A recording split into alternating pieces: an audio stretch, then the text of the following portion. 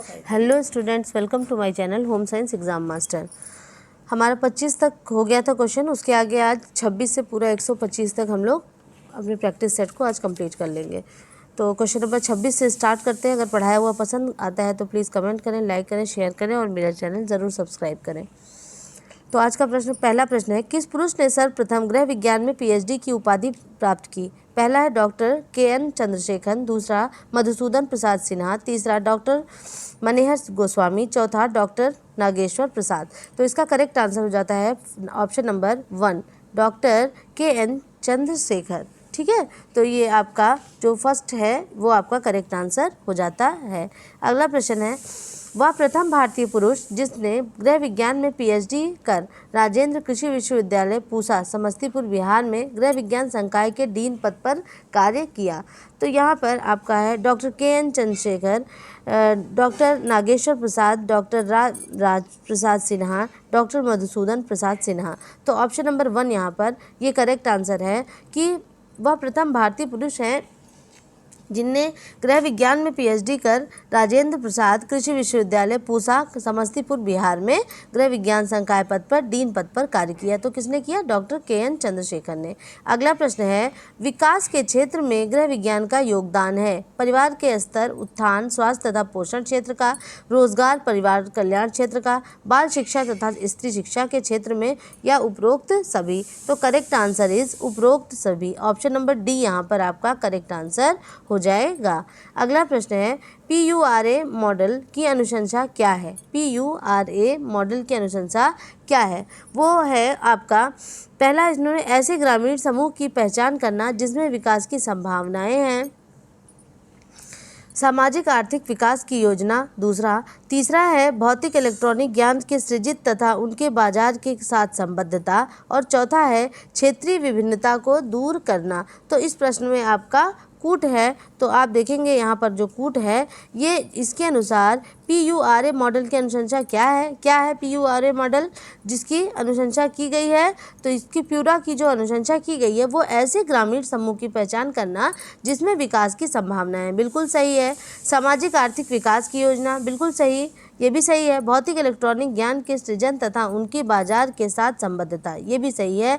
और क्षेत्रीय विभिन्नता को दूर करना, ये भी करेक्ट है। तो यहाँ पर ये चारों ऑप्शन आपके करेक्ट हो जाते हैं। तो ये जो कूट है आपका, ये सभी, तो ऑप्शन नंबर 4 यहाँ पर करेक्ट हो जाएगा। ये सारी ही चीज़ें जो हैं वो प्यूरा के मॉडल की अनुशंसा करती हैं। पोस्टर क्या है? पोस्टर एक श्रव्य सहायक है, प्रदर्शन सहायक है, दृश्य सहायक है, या ये सभी। तो ऑप्शन नंबर 3 आपका करेक्ट आंसर होता है। पोस्टर क्या है? ये एक दृश्य सामग्री है, दृश्य सहायक सामग्री है। अगला प्रश्न है, किस पुरुष ने सर्वप्रथम गृह विज्ञान में पीएचडी की उपाधि प्राप्त की? अच्छा सॉरी, ये रिपीटेड हो गया है। तो डॉक्टर के.एन. चंद्रशेखर, इस क्वेश्चन का भी आंसर के.एन. चंद्रशेखर, ये सभी हम लोग कर चुके हैं। ठीक है, विकास के क्षेत्रों में गृह विज्ञान का योगदान, ये सभी, ठीक है, उपरोक्त सभी। परिवार स्तर का उत्थान करना, रोजगार, परिवार कल्याण, बाल शिक्षा। ठीक है, PURA मॉडल की अनुशंसा क्या है? कि ऐसे ग्रामीण समूह की पहचान करना जिसमें विकास की संभावनाएं हैं, सामाजिक आर्थिक विकास की योजना, और भौतिक इलेक्ट्रॉनिक ज्ञान के सृजन तथा उनके बाजार की संबद्धता, और क्षेत्रीय विभिन्नता को दूर करना। तो जो चौथा कूट है ये सभी ये हो जाएगा। और पोस्टर क्या है? यह एक दृश्य सामग्री है। और अगला प्रश्न है हमारा,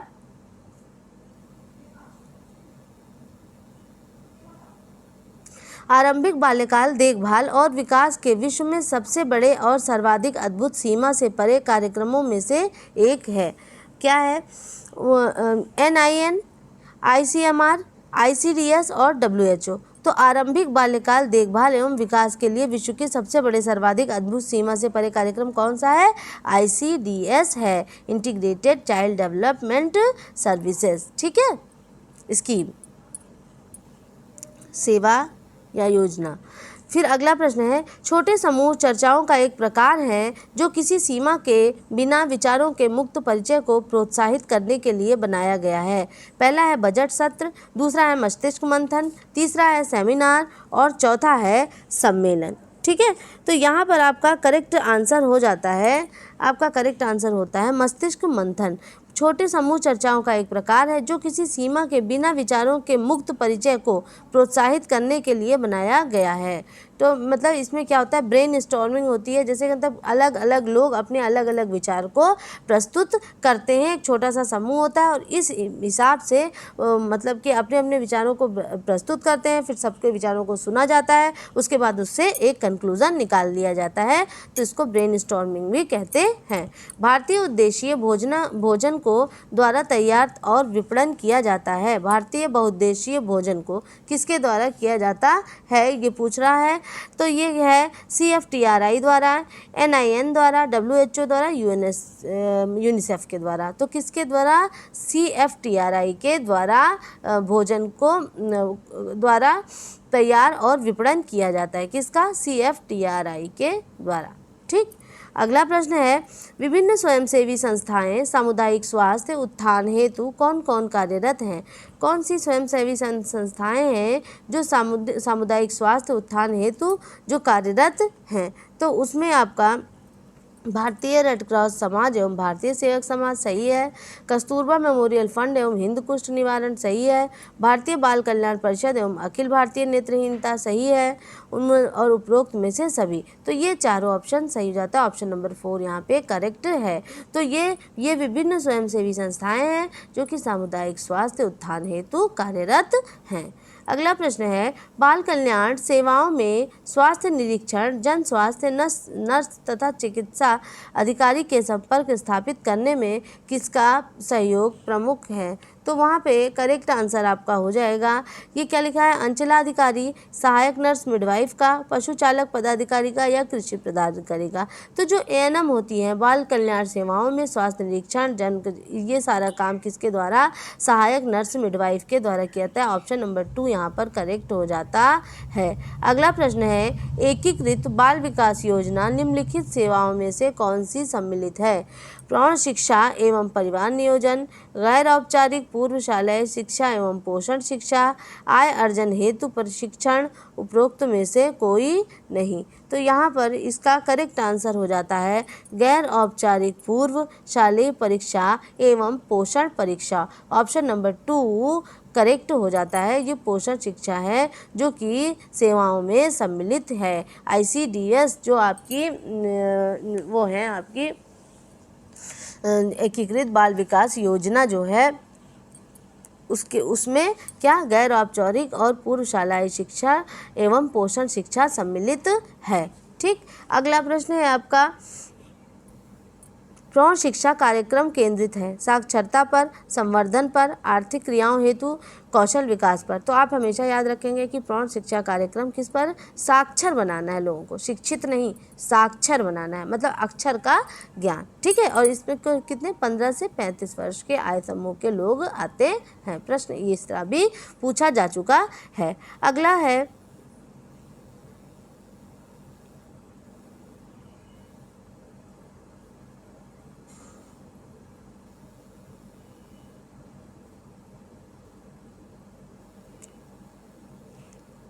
क्वेश्चन नंबर 39। आगे पीछे भले हो गए लेकिन छूटेगा नहीं आपका प्रश्न। अनौपचारिक शिक्षा उसके लिए है जो औपचारिक शैक्षिक कार्यक्रम में प्रवेश नहीं कर पाते, जो शिक्षित हैं पर सीखने का प्रोत्साहन नहीं है, जो वास्तव में गरीब हैं, जो पत्र व्यवहार कर सकते हैं पर कक्षा में नहीं जा सकते हैं। तो यहाँ पर इसका करेक्ट आंसर हो जाता है, अनौपचारिक शिक्षा उसके लिए है जो औपचारिक शैक्षिक कार्यक्रमों में प्रवेश नहीं पा सकते हैं। ठीक है, उन्हीं के लिए ये अनौपचारिक शिक्षा है। पूर्व निर्धारित वस्तुनिष्ठ सूचक तथा अन्य वस्तुनिष्ठ आधारित परियोजना की प्रगति के मूल्यांकन की प्रक्रिया को क्या कहते हैं। मूल्यांकन, प्रबोधन, निर्धारण या कार्यान्वयन। तो उसको क्या कहते हैं हम लोग, उसको कार्यान्वयन कहते हैं। पूर्व निर्धारित वस्तुनिष्ठ सूचक तथा अन्य वस्तुनिष्ठ आधारित परियोजना की प्रगति के मूल्यांकन की प्रक्रिया को क्या कहते हैं। जब मूल्यांकन उसका हम करते हैं तो उस प्रक्रिया को क्या कहते हैं। तो जब एग्जीक्यूट करते हैं किसी भी प्लान को तो वो वहाँ पर उसको क्या कहेंगे, हम कार्यान्वयन कहेंगे। टेबुलर आशा का मतलब क्या होता है। टेबुलर और अरेंजमेंट, ब्लैंक स्लेट, कुर्सी और मेज, बोर्ड या स्लेट। तो करेक्ट आंसर ऑप्शन नंबर 2 टैबुला रासा का मतलब क्या होता है? खाली स्लेट। जो कहा गया कि बच्चे का मस्तिष्क एक खाली स्लेट के समान होता है। अगला प्रश्न है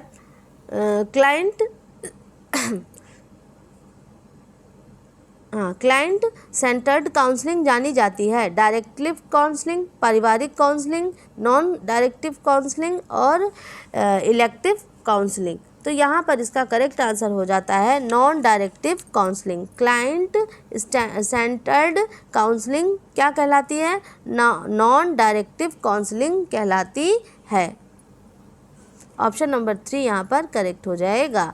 कोहलबर्ग के अनुसार नैतिक विकास का प्रथम स्तर क्या है? तो नैतिक विकास का जो प्रथम स्तर कोहलबर्ग के अनुसार कन्वेंशनल, उत्तर कन्वेंशनल, पूर्व कन्वेंशनल। तो सबसे पहला स्तर क्या है? पूर्व कन्वेंशनल, कन्वेंशनल और उत्तर कन्वेंशनल। ठीक है, तो यहाँ पर ऑप्शन नंबर 3 यहाँ पर आपका करेक्ट हो जाएगा। विकास से तात्पर्य है, विकास से क्या तात्पर्य है? गुणात्मक परिवर्तन, परिमाणात्मक परिवर्तन, गुणात्मक एवं परिमाणात्मक परिवर्तन, उपरोक्त में से कोई नहीं। तो ये तीनों विकास से क्या तात्पर्य है? गुणात्मक एवं परिमाणात्मक परिवर्तन। ऑप्शन नंबर 3 आपका यहाँ पर करेक्ट हो जाएगा। अगला प्रश्न है विकास की उत्पत्ति होती है परिपक्वता और बुद्धि की परस्पर क्रिया से, प्रशिक्षण और अभ्यास की परस्पर क्रिया से, परिपक्वता और अधिगम की परस्पर क्रिया से, प्रशिक्षण एवं अधिगम की परस्पर क्रिया से। तो बुद्धि जो विकास की उत्पत्ति होती है वो किससे होती है? वो होती है परिपक्वता और अधिगम की परस्पर क्रिया से। तो ऑप्शन नंबर 3 यहाँ पर करेक्ट हो जाएगा। परिपक्वता और अधिगम मतलब परिपक्व होना जब मैचुरेशन होगा, और अधिगम जब हम किसी चीज़ को लर्निंग करते हैं तो उससे क्या होता है? विकास की उत्पत्ति होती है। जिन स्कूलों में सामान्य बच्चों के साथ विकासात्मक चुनौतियों वाले बच्चों को दिखला लिया जाता है उन्हें कहा जाता है, क्या कहा जाता है? विशेष स्कूल, संपूर्ण स्कूल, संसाधन स्कूल या पूर्व प्राथमिक स्कूल। तो उनको हम क्या कहते हैं? उनको कहते हैं संपूर्ण स्कूल।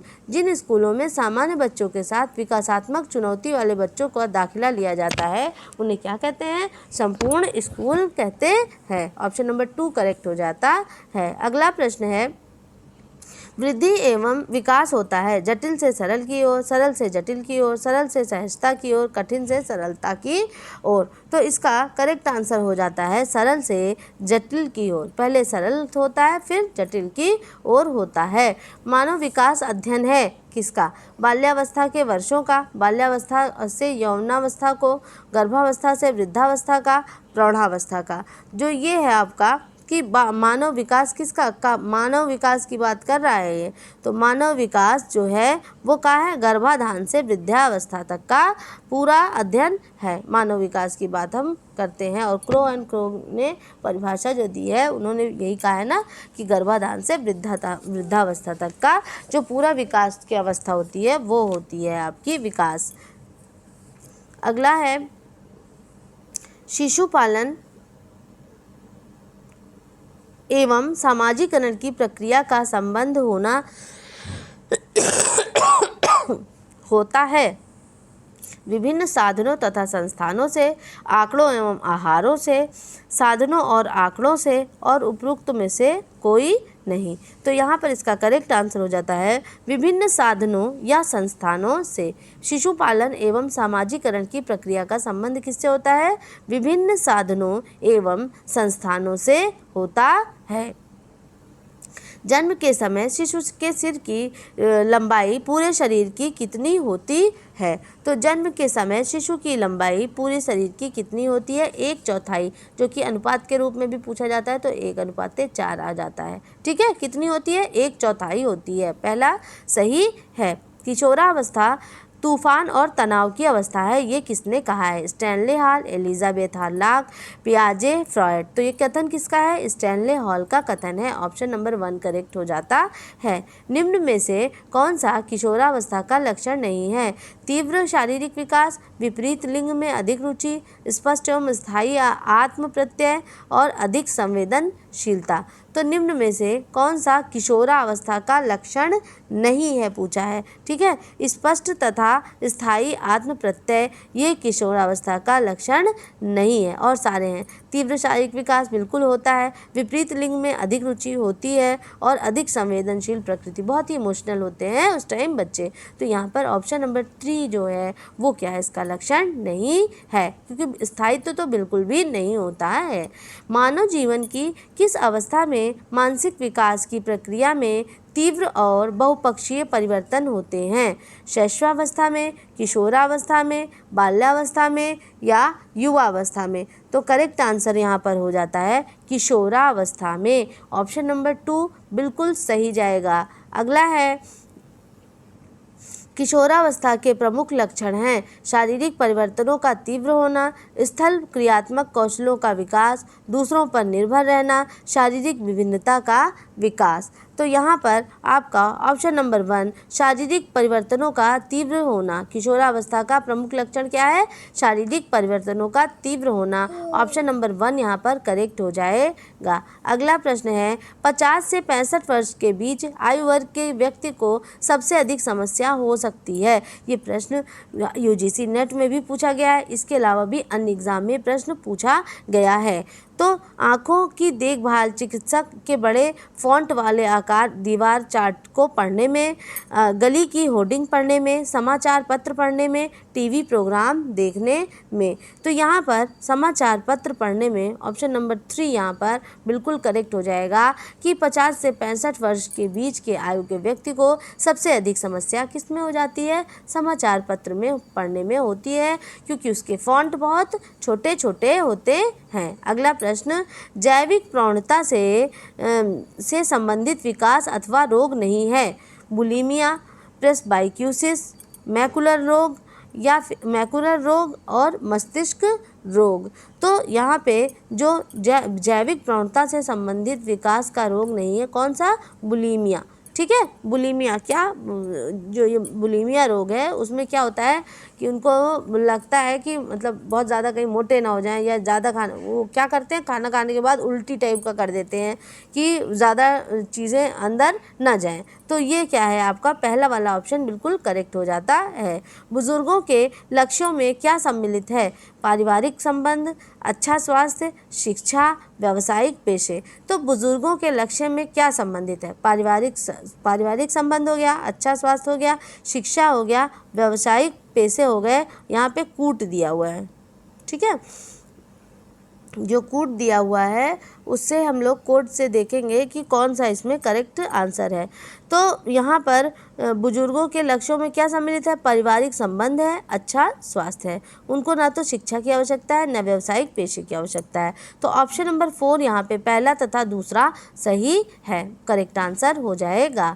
थॉर्नडाइक का माध्यमिक नियम किससे संबंधित है, तत्परता का नियम, बहुप्रतिक्रिया का नियम, अभ्यास का नियम या प्रभाव का नियम। तो यहाँ पर करेक्ट आंसर हो जाएगा बहुप्रतिक्रिया का नियम। थॉर्नडाइक का माध्यमिक नियम किससे संबंधित है, ये बहुप्रतिक्रिया के नियम से संबंधित है। किससे, बहुप्रतिक्रिया के नियम से संबंधित है। ऑप्शन नंबर 2 आपका यहाँ पर करेक्ट हो जाएगा। क्या, कौन सा, ऑप्शन नंबर 2 आपका करेक्ट हो जाएगा। अगला प्रश्न है,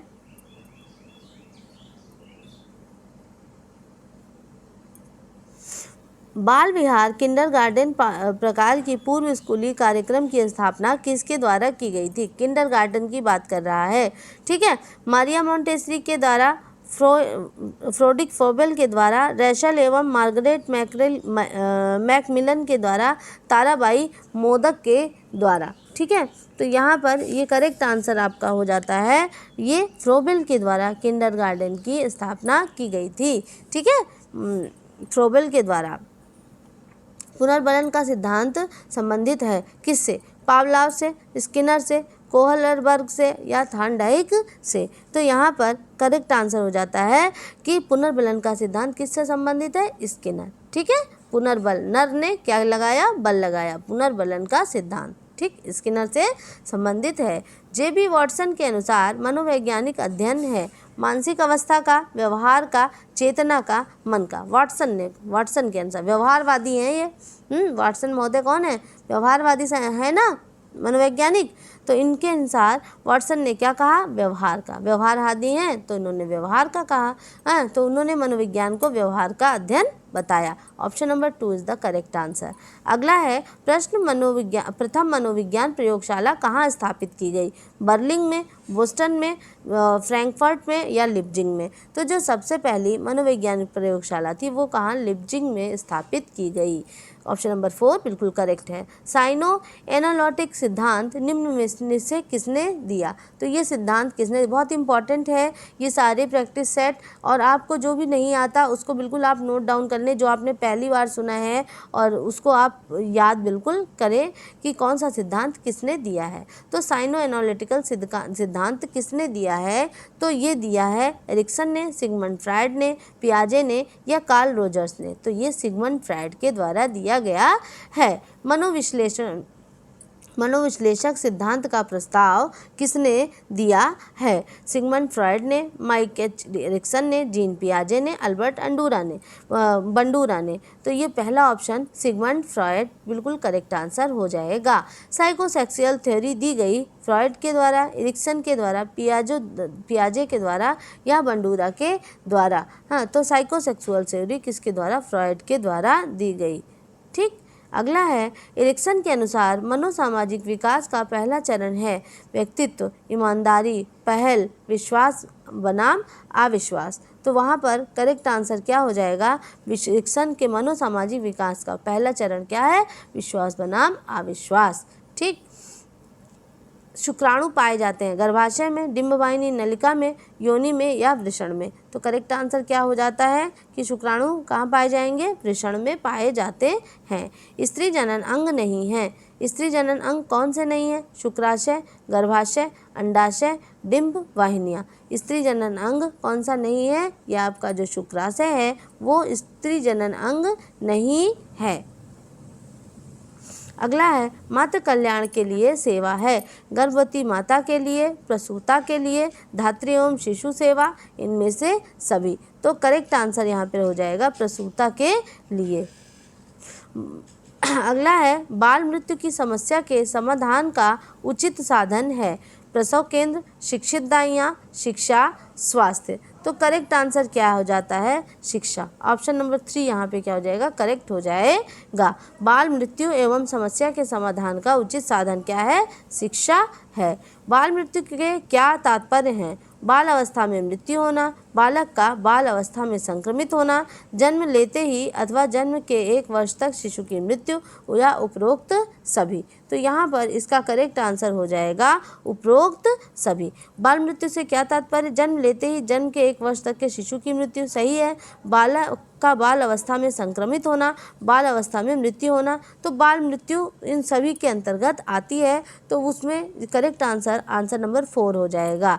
देर से होने वाली रजोनिवृत्ति से रोग हो जाता है। देर से अगर रजोनिवृत्ति हो तो उससे कौन सा रोग हो जाता है? कैंसर, एड्स, हैजा, अनीमिया? तो कैंसर रोग हो जाता है। अगला हो गया मासिक धर्म की आवधिकता औसतन होती है। मासिक धर्म कितने दिन का? 20 दिन का, 28 दिन का, 30 दिन का या 31 दिन का? यहाँ पर 28 दिन जो पूरी एक साइकिल मेंस्ट्रुएशन साइकिल है वो 28 डेज की होती है। गर्भकालीन अवस्था है गर्भाधान से जन्म तक, जन्म के बाद पहले 30 दिन तक, 30 दिन से 2 वर्ष तक और 2 वर्ष से 6 वर्ष तक। पूछ क्या रहा है? गर्भकालीन अवस्था। तो जो गर्भकालीन अवस्था है वो गर्भाधान से जन्म तक की होती है। अगला है इन निम्न में से कौन सा मासिक धर्म का नियंत्रण करता है? कौन सा जो पीरियड्स का नियंत्रण करता है? तो insulin hormone, thyroxine, progesterone, oestrogen? तो यहाँ पर करेक्ट आंसर हो जाता है यहाँ पर आपका एस्ट्रोजन। ठीक है, मासिक धर्म का नियंत्रण कौन करता है? एस्ट्रोजन।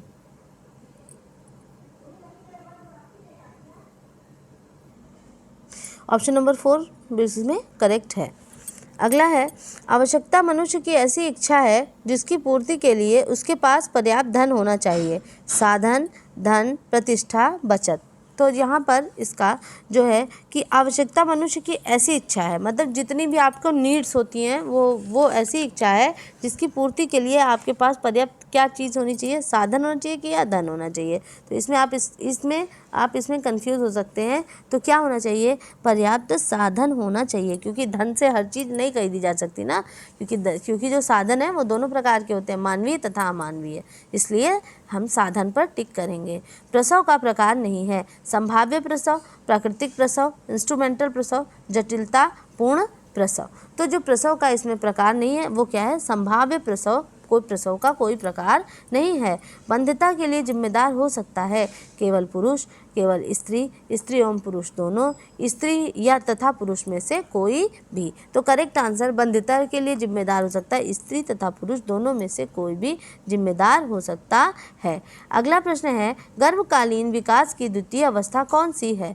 गर्भकालीन विकास की द्वितीय अवस्था, सबसे पहले डिंबावस्था, ठीक है, फिर उसके बाद भ्रूणावस्था ना, फिर गर्भस्थ शिशु की अवस्था। तो यहाँ पे क्या है, सबसे पहले डिस्ब अवस्था, कोई अवस्था नहीं, गर्भस्थ शिशु की अवस्था, भ्रूणावस्था या बीजावस्था, ठीक है। तो यहाँ पर जो है आपका आंसर, गर्भकालीन विकास की द्वितीय अवस्था कौन सी, सबसे पहले डिंबावस्था होती है या फिर उसको बीजावस्था भी कह सकते हैं। द्वितीय अवस्था आपकी भ्रूणावस्था होती है और तृतीय अवस्था गर्भस्थ शिशु की अवस्था होती है। निषेचन की क्रिया कहाँ होती है, गर्भाशय में, अंडवाहिनी में, अंड ग्रंथि में या योनि मार्ग में। तो यहाँ पर इसका करेक्ट आंसर हो जाता है अंडवाहिनी में। निषेचन की क्रिया कहाँ होती है, अंडवाहिनी में होती है। अगला प्रश्न, निम्न में से किसके द्वारा केवल स्तनपान वाले शिशु प्रसव, हमेशा आंसर ऑप्शन के अकॉर्डिंग लगाएंगे। शिशु प्रसव अवधि के बाद ही सामान्य विटामिन डी की स्थिति को बनाए रखा जा सकता है। किसके द्वारा, केवल स्तनपान वाले शिशु प्रसव अवधि के बाद ही सामान्य विटामिन डी की स्थिति को बनाए जा सकते हैं। विटामिन डी इंजेक्शंस, माता की विटामिन डी की स्थिति, पूरक भोजन, विटामिन डी के लिए दवा। तो यहाँ पर करेक्ट आंसर हो जाता है माता की जो विटामिन डी की स्थिति होती है, जब बच्चा सिर्फ फीडिंग कर रहा है तो उसी से ही उसको विटामिन डी की स्थिति को बनाए रखा जाएगा। ऑप्शन नंबर 2 यहाँ पर करेक्ट हो जाएगा। अगला प्रश्न है, स्तनपान नहीं कराना चाहिए जब तक माँ कार्य में व्यस्त हो, माँ सो रही हो, माँ संक्रामक रोग से पीड़ित हो, रात्रि में जब शिशु सो रहा हो। तो किस समय नहीं कराना चाहिए, कि जब माँ किसी संक्रामक रोग से पीड़ित हो। ओके, शिशुओं की दूध छोड़ने की प्रक्रिया क्या है, स्तनपान छुड़ाना, जिसको वीनिंग के नाम से भी जानते हैं, और घुटने चलना शुरू करना है। छोड़ने की प्रक्रिया क्या है, स्तनपान छोड़ना और कम कड़ा भोजन खाना शुरू करना, मुस्कुराना और परिवार के सदस्यों को पहचानना शुरू करना, या चौथा में स्वयं बैठना। तो यहाँ पर आपका करेक्ट आंसर क्या हो जाएगा, आपका करेक्ट आंसर हो जाता है स्तनपान छोड़ना और कम कड़ा भोजन खाना शुरू करना। ये जो शिशुओं की दूध छोड़ने की प्रक्रिया है। अगला है, इनोरेसिस व्यवहार में कौन सी समस्या होती है। इनोरेसिस में कौन सी समस्या होती है, नींद में चलना, चोरी करना, अंगूठा चूसना या बिस्तर गीला करना। तो यहाँ पर इसका करेक्ट आंसर हो जाता है बिस्तर गीला करना, ठीक है। तो इनोरेसिस व्यवहार में यही समस्या हो जाती है, जो बेड वेट होता है। जन्म के समय नवजात शिशु के रोने से श्वसन क्रिया आरंभ होती है, रक्त प्रवाह उत्तेजित होता है, निर्देशित होता है कि वह भूखा है, निर्देशित होता है कि वह दर्द में है। तो हम सभी जानते हैं कि जन्म के समय नवजात शिशु के रोने से क्या पता चलता है हमें, कि श्वसन क्रिया आरंभ होती है, फेफड़े फूल जाते हैं। व्यवहार करने का निश्चित, स्थायी और विशिष्ट तरीका क्या है, व्यवहार, शील गुण, आदत या चरित्र। तो यहाँ पर इसका करेक्ट आंसर हो जाएगा शील गुण, ठीक। व्यवहार करने का निश्चित, स्थायी और विशिष्ट तरीका क्या कहलाता है, शील गुण कहलाता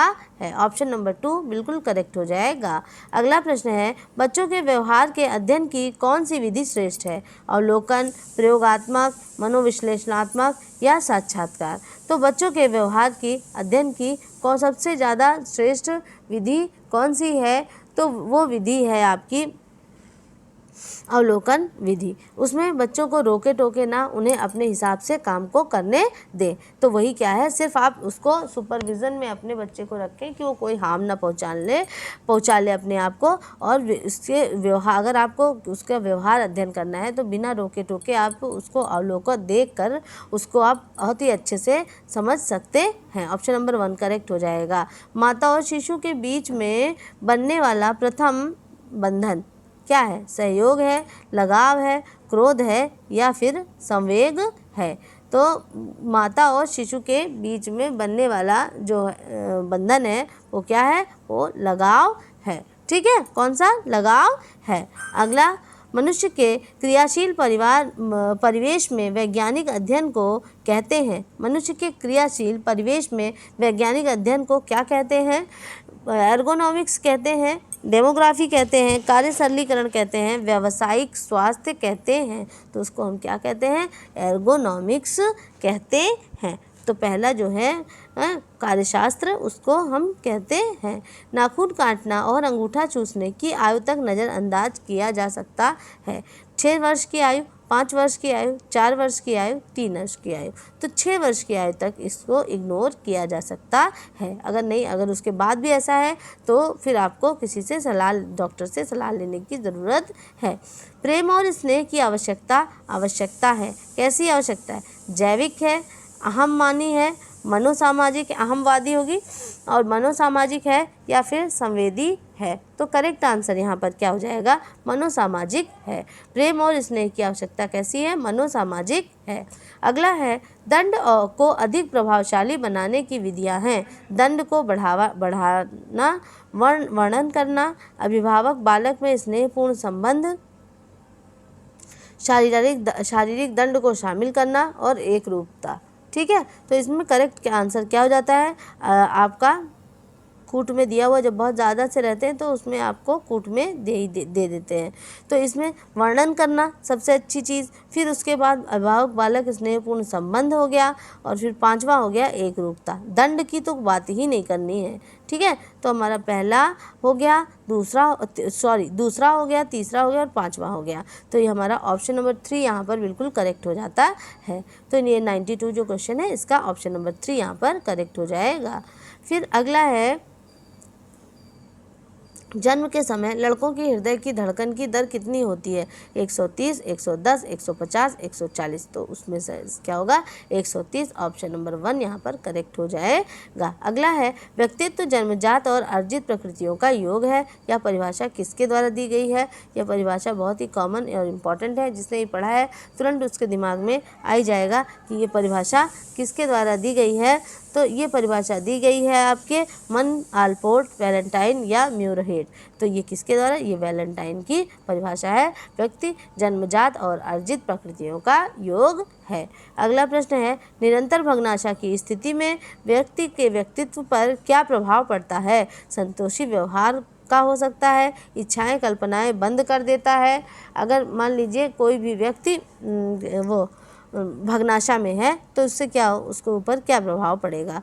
व्यक्तित्व तो विघटित हो जाता है या उपरोक्त सभी। तो हम सभी जानते हैं जब भी कोई व्यक्ति होता है वो भग्नाशा का शिकार हो जाता है तो उस समय क्या होता है? उसका व्यक्तित्व विघटित हो जाता है। ऑप्शन नंबर 3 आपका यहाँ करेक्ट हो जाएगा। जो ये प्रश्न था हमारा, निरंतर भग्नाशा की स्थिति में व्यक्ति के व्यक्तित्व पर क्या प्रभाव पड़ेगा? तो क्या प्रभाव पड़ जाएगा उसके व्यक्तित्व पर? व्यक्तित्व विघटित हो जाएगा। ऑप्शन नंबर 3 करेक्ट आंसर हो जाता है।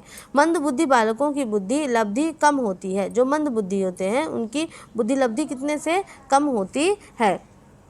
तो मंद बुद्धि वाले जो बालक हैं 120, 110, 80 और 70। तो 90 पे तो हम तो औसत जानते हैं, 80 पे मंद बुद्धि होते हैं, 70 से नीचे और इधर मतलब और भी कम लेवल हो जाता है। तो यहाँ पर ऑप्शन नंबर 3 यहाँ पर करेक्ट हो जाएगा, 80 यहाँ पर सही हो जाएगा।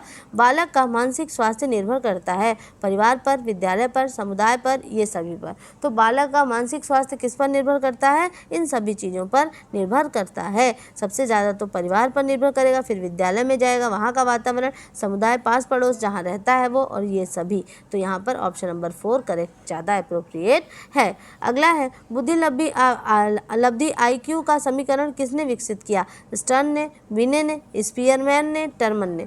तो बुद्धि लब्धि का जो समीकरण है वो किसने किया है? वो टर्मन महोदय ने दिया है। किसने विकसित किया? टर्मन महोदय ने विकसित किया। ऑप्शन नंबर 3 करेक्ट हो जाएगा। गार्डनर की बहुबुद्धिमत्ताओं में समाविष्ट है भाषावी, संगीतीय, नाटकीय, अंतःवैयक्तिक या पारस्परिक। तो यहाँ पर जो गार्डनर ने किसका सिद्धांत दिया? तो गार्डनर ने बहुबुद्धि का सिद्धांत दिया है। तो उसमें उनके में खाली संगीत नहीं है और तो सब कुछ है, भाषाई भी है, नाटकीय भी है और अंतःवैयक्तिक है। तो ऑप्शन नंबर 4 यहाँ पर आपका करेक्ट हो जाएगा। ठीक है, ये 99 का आपका चौथा सही हो जाएगा। फिर अगला है ध्यान से सुनने की क्रियाओं को सही क्रम में दीजिए। ये कई बार पूछा गया है कि ये लिसनिंग प्रोसेस है जिसको हम लोग सुनते हैं वो किस तरह से मतलब सही उसमें होता है। तो पहला दिया है समझना, याद रखना, ग्रहण करना, मूल्यांकन करना, प्रतिक्रिया करना। ठीक, तो इसमें यहाँ पर सबसे पहले हम लोग क्या करते हैं? सबसे पहले तीसरा ग्रहण करना, फिर उसके बाद पहला आ जाता है हमारा से, तो पहले पे ये हमारा सबसे पहले तीसरा आ जाएगा, फिर दूसरे पे समझेंगे, फिर उसके बाद याद रखना, ये हमारे तीसरे नंबर पे आएगा, फिर पाँचवें पे आएगा हमारा पाँचवें पे हमारा आता है प्रतिक्रिया करना, और छठे पे हमारा आता है मूल्यांकन करना। ठीक है, तो इस तरह से ये कूट अगर आप देखेंगे तो आपका पहला कूट यहाँ पर मिलेगा, तो इसका पहला यहाँ पर सही होता है। सबसे पहले ग्रहण करेंगे, ग्रहण करने के बाद उसको समझेंगे, समझने के बाद उसको याद रखेंगे, याद रखने के बाद फिर क्या करेंगे? याद रखने के बाद फिर प्रतिक्रिया करेंगे उसके ऊपर, प्रतिक्रिया करने के बाद फिर सबसे लास्ट में क्या? उसका मूल्यांकन करेंगे। तो ये पूरा आपका लिसनिंग प्रोसेस है। अगला प्रश्न है बुद्धि के विकास को प्रभावित करने वाला तत्व नहीं है वंशानुक्रम, धार्मिक मान्यताएं, व्यवसाय, प्रजातीय भिन्नता। ठीक है, तो बुद्धि के विकास को प्रभावित करने वाला तत्व नहीं है धार्मिक मान्यताएं, इससे कोई भी आपकी बुद्धि के विकास पर कोई भी प्रभाव नहीं पड़ता है। अगला है बुद्धि के एक तत्व का सिद्धांत किसने दिया है? स्पीयरमैन ने, बकिंगम ने, टर्मन ने, अल्फ्रेड बिने ने। तो ये बिने का जो है बुद्धि का एक तत्व का सिद्धांत है। फिर अगला है बुद्धि लब्धि की गणना का सूत्र क्या है?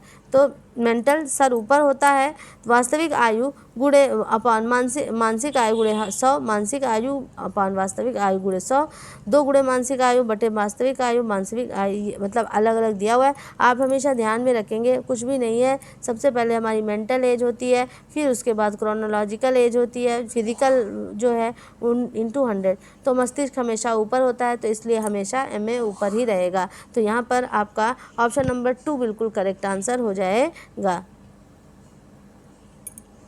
अगला प्रश्न है गिलफोर्ड के मॉडल के अनुसार मानव बुद्धि को विभाजित किया गया। गिलफोर्ड ने मानव बुद्धि को कितने भाग में विभाजित किया है? तो 120 कारकों में विभाजित किया है। ये आपको मालूम होना चाहिए। अगला प्रश्न है 2 वर्ष की अनन्या किसी भी 4 पैर वाले प्राणी को डॉगी कहती है और यह भाषा त्रुटि कर रही है, जिसे कहते हैं क्या कहते हैं? कम व्याप्ति, अंडर इंस्टेंशन, ओवर इंस्टेंशन, अंडर रेगुलराइजेशन या प्री ऑपरेशन। तो उसको क्या कहते हैं? उसको हम लोग कहते हैं कि ओवर एक्सटेंशन। जैसे 2 वर्ष की अनन्या किसी भी 4 पैर वाले प्राणी को डॉगी कहती है, ये वह भाषा त्रुटि कर रही है जिसे कहते हैं। वो भाषा त्रुटि नहीं कर रही, मतलब जैसे उसे 4 पैर का जो भी चीज़ है, उसने कुत्ता देखा पहले तो उसको भी डॉगी कह रही है, बिल्ली को देखा तो उसको भी डॉगी कह रही है। तो ऐसा नहीं है, मतलब तो वो क्या कर रही है? वो सभी चीज़ों को क्या कर रही है? एक जैसा मिला दे रही है। तो वो क्या है? अधिक व्याप्ति, मतलब ओवर एक्सटेंशन ऐसा कर दे रही है। तो यहाँ पर ऑप्शन नंबर 2 है जो वो आपका करेक्ट हो जाता है। अगला प्रश्न है नवोदय विद्यालय का प्रमुख प्रयोजन निम्नलिखित में से किसको शिक्षित करता है? ग्रामीण प्रतिभावान छात्रों को, शहरी छात्रों को, बालिका पिछड़े हुए छात्रों को। तो किसको? ऑप्शन नंबर 1 जो है ग्रामीण प्रतिभावान छात्रों को। अगला प्रश्न है, प्रमाणन अधिकारी द्वारा प्रमाणित किसी व्यक्ति को 40% से अधिक उल्लेखित अशक्तता को कहा जाता है। क्या कहा जाता है उसको? अनेक क्षमताओं वाला व्यक्ति, डेवलपमेंट अक्षमता वाला व्यक्ति, बेंचमार्क अक्षमता वाला व्यक्ति और गंभीर क्षति वाला व्यक्ति। तो वहाँ पर ऑप्शन नंबर 3 हो जाएगा, बेंचमार्क अक्षमता वाला व्यक्ति है अगर 40% से अधिक अशक्तता है उसके पास। तो समूह के साथ अन्योन्य क्रिया करने के में समस्या या अपनी इच्छाओं और आवश्यकताओं को बता पाने वाली समस्या वाले बच्चों को कहा जाता है। क्या कहते हैं उसको? बाह्यकारी समस्याएं, अंतःकारी समस्याएं, सामान्य वृद्धि और ये सभी। तो यहाँ पर करेक्ट आंसर यहाँ पर हो जाता है सामान्य वृद्धि। ऑप्शन नंबर 3 यहाँ पर करेक्ट आंसर हो जाएगा। एटीपी को विस्तारित करें। एटीपी का फुल फॉर्म पूछ रहा है, क्या विस्तारित करें? तो एटीपी को विस्तारित करने के लिए एडेनोसिन ट्राईफॉस्फेट, ये करेक्ट आंसर हो जाएगा। Adenosine triphosphate, option number 1 correct हो जाएगा। अगला प्रश्न है, स्वयं प्रतिलिपिकारी है लाइसोसोम, माइटोकॉन्ड्रिया, गोल्गी संरचना या केंद्रक। तो जो स्वयं प्रतिलिपिकारी है वो कौन है? माइटोकॉन्ड्रिया है, ठीक है, और पावर हाउस भी इसको कहते हैं। कोशिका झिल्ली के लिपिड्स द्विपरत में फास्फोलिपिड्स हैं। जलभीरु 1 और 2 दोनों, जलप्रिय इनमें से कोई नहीं। तो ये यहाँ पर इसका जो करेक्ट आंसर है वो करेक्ट आंसर हो जाता है दूसरा, 1 और 2 दोनों। इसका मतलब जलभीरु और जलप्रिय दोनों प्रकार के होते हैं, ठीक। कोशिका का शक्ति निवास क्या है? कोशिका का जो शक्ति निवास है वो क्या है? माइटोकॉन्ड्रिया है। लाइसोसोम भी नहीं, केंद्रक भी नहीं, एंडोप्लाज्मिक रेटिकुलम भी नहीं। विशिष्ट पदार्थों के प्रति ऊतकों की प्रतिक्रिया कहलाती है एक्जिमा, एलर्जी, फिट्स, टिटनेस। तो क्या कहलाती है? वो कहलाती है आपकी एलर्जी कहलाती है। विशिष्ट पदार्थों के प्रति ऊतकों की प्रक्रिया क्या कहलाती है? एलर्जी कहलाती है। ऑप्शन नंबर 2 यहाँ पर करेक्ट आंसर हो जाता है। अगला प्रश्न है, कीटाणु कोशिकाएं जिस प्रक्रिया द्वारा बनता है उसे कहते हैं meiosis, mitosis, ovulation, crossing over. कीटाणु कोशिकाएं किस प्रक्रिया द्वारा बनती हैं उसको क्या कहते हैं? कीटाणु कोशिकाओं को पूछ रहा है। तो जो यहाँ पर इसका करेक्ट आंसर हो जाता है मियोसिस, पहला हो जाएगा मियोसिस। अगला है, काफ़ी समय के बाद अचानक व्यायाम करने के दौरान मांसपेशियों में ऐंठन क्यों होती है? लैक्टिक एसिड के उत्पादन के कारण, लैक्टिक एसिड के उत्पादन के कारण, ये दोनों, अच्छा ये एस्टिक एसिड लिखा है, सॉरी, हाँ ये हाँ सही है, ये मुझे लगा कि लैक्टिक लिखा है। चलिए, हाइड्रोक्लोरिक एसिड के उत्पादन के कारण, सल्फ्यूरिक एसिड के उत्पादन के कारण। तो करेक्ट आंसर यहाँ क्या हो जाता है? लैक्टिक एसिड के उत्पादन के कारण क्या होता है? मांसपेशियों में ऐंठन होना शुरू हो जाती है। अगला प्रश्न है, बैठने और खड़े होने की स्थिति में शरीर का संतुलन बनाने के लिए आवश्यक मांसपेशियां हैं। आवश्यक मांसपेशियां कौन सी हैं? कंकाल मांसपेशियां, कोमल मांसपेशियां, हृदय मांसपेशियां, इनमें से कोई नहीं। बैठने तथा खड़े होने से संबंधित, तो इसमें हो जाएगा करेक्ट आंसर क्या हो जाएगा? पहला, कंकाल मांसपेशियां करेक्ट हो जाएगा। दांतों को कितने भागों में विभाजित किया जाता है? 3 भागों में, 4 भागों में, 2 भागों में या 5 भागों में? दांतों को कितने भागों में? 4 भागों में विभाजित किया जाता है। निम्न में से कौन सा विषम है? हड्डियां कठोर और अलचीली होती हैं, रंध्रीय होती हैं, मैट्रिक्स प्रोटीन और कैल्शियम फॉस्फेट की बनी होती हैं, रक्त नलिका अनुपस्थित होती है। तो यहाँ पर इसका करेक्ट आंसर हो जाता है कठोर और अलचीली होती हैं। कौन सा विषम है इसमें? हड्डियाँ कैसी होती हैं? कठोर और अलचीली होती हैं। कौन सा इसमें अलग है ये पूछ रहा था, ठीक। तो हड्डियाँ हमारी कैसी होती हैं? कठोर होती हैं तथा अलचीली होती हैं। शरीर की सबसे लंबी अस्थि कौन सी है? टिबिया है, फीमर है, फैबुला है, इनमें से कोई नहीं। तो यहाँ पर करेक्ट आंसर यहाँ पर फीमर जो है वो शरीर की सबसे लंबी अस्थि है। फिर उसके बाद है प्रश्न, अस्थि के ऊतकों की कठोरता किस फॉस्फेट्स और कार्बोनेट्स के कारण होती है? तो कैल्शियम और सोडियम, कैल्शियम और मैग्नीशियम, मैग्नीशियम और सोडियम, मैग्नीशियम और पोटेशियम। तो ये किसके कारण होती हैं? कैल्शियम और मैग्नीशियम के कारण होती हैं। कठोरता किस फॉस्फेट्स और कार्बोनेट्स के कारण? तो कैल्शियम फॉस्फेट, मैग्नीशियम कार्बोनेट्स के कारण होती हैं। अगला प्रश्न है, डिग्लूटिशन की प्रक्रिया क्या है? निगलना, उत्सर्जन, चबाना, इनमें से कोई नहीं। तो डिग्लूटिशन की प्रक्रिया क्या है? निगलना है। ऑप्शन नंबर 1 बिल्कुल सही है। निम्नलिखित में से कौन सा उदर आंत्र नलिका का भाग नहीं बनाता? यकृत, पित्ताशय, अग्नाशय, ये सभी। उदर आंत्र नलिका का भाग कौन सा नहीं बनाता है? तो यहाँ पर जो ये सभी हैं ये उदर आंत्र नलिका के भाग नहीं बनाते हैं, क्योंकि आंत्र नलिका के आंत का भाग, क्योंकि ये अपने आप में एक अलग, पित्ताशय है आपका पित्त की थैली है जो यकृत के पास लगी होती है, यकृत आपकी एक अलग ग्रंथि है, अग्नाशय अलग ग्रंथि है। तो ये सभी जो हैं ये कोई भी उदर आंत्र नलिका का भाग नहीं बनाते हैं। अगला प्रश्न है, लार में पानी की मात्रा कितने प्रतिशत होती है? तो लार में जो पानी की मात्रा है वो कितने प्रतिशत लार में पानी की मात्रा कितने प्रतिशत होती है? लार में पानी की मात्रा 43.7%, 96.9%, 99.27%, 45%। तो लार में पानी की मात्रा होती है 43.7%। ठीक। उदर आंत्र नलिका की आधारभूत प्रेरक गति कहलाती है संकुचन, मैस्टिकेशन, निष्कासन और पेरिस्टालसिस। ठीक है। उदर आंत्र नलिका की आधारभूत प्रेरक गति, जो उदर आंत्र नलिका जो पेट हमारी जो इंटेस्टाइन है उसकी आधारभूत प्रेरक गति क्या कहलाती है, ये पूछ रहा है। तो उसकी प्रेरक क्या कहलाती है? पेरिस्टालसिस कहलाती है। ठीक है, पेरिस्टालसिस कहलाती है। तो ऑप्शन नंबर 4 यहाँ पर करेक्ट हो जाता है। भोजन का चबाया जाना कहलाता है पाचन, पीसना, मैस्टिकेशन, इनमें से कोई नहीं। तो भोजन का चबाया जाना क्या कहलाता है? पीसना कहलाता है। इसी के साथ में आपका जो पूरा 100 क्वेश्चन का आज मैंने टारगेट लिया था, पूरा 100 क्वेश्चन का मैंने करवा दिया है। 25 कल करवा दिए थे, तो पूरा 125 क्वेश्चन का एक सेट ये पूरा आपका आज कंप्लीट हो गया है। मैं इसके बाद जो वीडियो करूँगी उसमें भी एक प्रैक्टिस सेट और है, वो भी कंप्लीट हो जाए, उसके बाद फिर ओनली एक्सटेंशन का ही आपका चलेगा। उस पर मैंने काम शुरू कर दिया है और उसके बाद मैं एक्सटेंशन के बहुत सारे क्वेश्चंस लेकर के आने वाली हूँ। फिर टॉपिक वाइज मैं आपको पढ़ाऊँगी, लेकिन ये प्रैक्टिस सेट मैं इसको पूरा करना चाहती थी। इसी के साथ आपके 4 प्रैक्टिस सेट कंप्लीट हो गए हैं, सिर्फ एक प्रैक्टिस सेट बचा है। तो आज मैं रात तक 1 घंटे की वीडियो में वो भी प्रैक्टिस सेट पूरा कर दूँगी। तो इस तरह से पूरे आपके प्रैक्टिस सेट पूरे हो जाएंगे और इसके बाद से टॉपिक वाइज ही क्लासेस चलेंगे। Okay, keep learning and share ज़रूर करते रहें, कमेंट करें, लाइक करें। आप सब कीप लर्निंग। Okay, bye.